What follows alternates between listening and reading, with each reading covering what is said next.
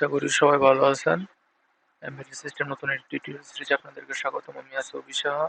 আজকে দেখাবো কিভাবে বুস্ট কনভার্টার আমরা ডিজাইন করব বা বুস্ট কনভার্টার কিভাবে কাজ করবে। তো আমরা আগের ভিডিও দেখছি বুস্ট কনভার্টার, কিন্তু এখন দেখবো হচ্ছে পিডব্লিউএম সিগন্যালের মাধ্যমে কিভাবে মসফেটটা কন্ট্রোলের মাধ্যমে বুস্ট কনভার্টার বুস্ট করা যায়। তো চলুন সিমুলেশনটা রান করি আমরা। এখানে 12 ভোল্ট আছে। তো এখানে বুস্ট হইলো আমার 24 ভোল্ট কাছাকাছি, 23.1 ভোল্ট বা 24 ভোল্ট। আমরা যদি কারেক্ট এক্সাক্টলি ভ্যালু নিই তার কিছু আসবে বা কম আসবে কথা। আমরা প্র্যাকটিক্যালি সিমুলেশন করার ক্ষেত্রে অবশ্যই ভিন্নতা পাবো। প্র্যাকটিক্যালের সাথে সিমুলেশনে অনেকটা ভিন্নতা আসবে, তো প্র্যাকটিক্যালের সাথে মিলবে না কখনো।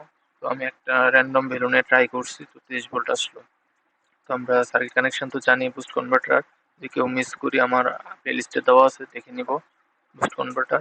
আর এখানে হচ্ছে আমরা জানি পিডব্লিউএম সিগন্যাল জেনারেট করলাম মাইক্রোকন্ট্রোলার দিয়ে, এখানে বুস্ট কনভার্টার নিলাম আর এখানে একটা ড্রাইভার সার্কিট ইউজ করলাম। তো কানেকশনটা আমরা আগের বাক কনভার্টারও দেখছি, বুস্ট কনভার্টারও সেম, শুধুমাত্র মসফেট এবং এই ইন্ডাক্টরের পজিশনটা আলাদা আর ভ্যালুগুলো আলাদা। তো আমরা যদি এখন গ্রাফটা দেখি,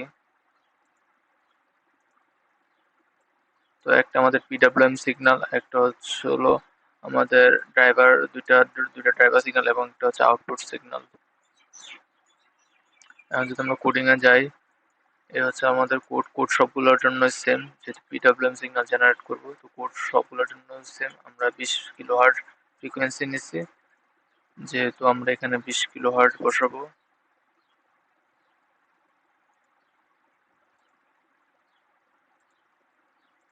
যেহেতু আমাদের এখানে ফ্রিকোয়েন্সিটা 20 কিলোহার্টজ, সেহেতু আমরা 20 কিলোহার্টজ ফ্রিকোয়েন্সি নিচ্ছি। তো আশা করি বুঝতে পারছেন। সামনে আপনাদের সাথে আরো ভিডিও নিয়ে আসবো এবং পিডব্লিউএম সিগন্যাল 512 ডিউটি সেকেন্ড নিচ্ছি।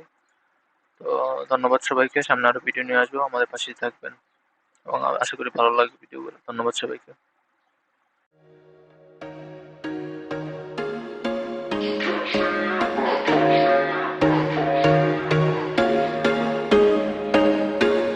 There was once a day that I would pray for you. I'd go and misbehave just so you'd notice